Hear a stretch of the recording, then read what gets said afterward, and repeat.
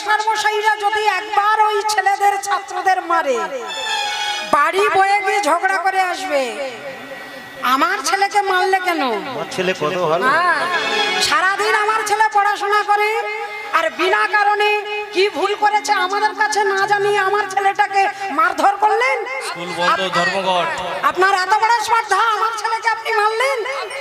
হ্যাঁ, গিয়ে তর্ক করি, কিন্তু জমিদার বাড়ির ছেলে, সেই জমিদার যাদের জমিদারি বংশ রক্ত বইছে, জমিদারি রক্ত বইছে, সেই ছেলেটার চুলের মুঠি ধরে টানতে টানতে এনে নিতাই চাঁদের চরণে মাথা ঠোকাচ্ছেন আর বলেছেন,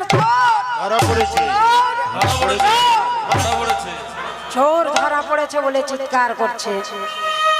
করজোড়ে রঘুনাথ দাস বলেছেন, তাহলে আমাকে শাস্তি কি দিচ্ছেন? আমি ভুল করেছি যখন, চুরি করেছি যখন, শাস্তি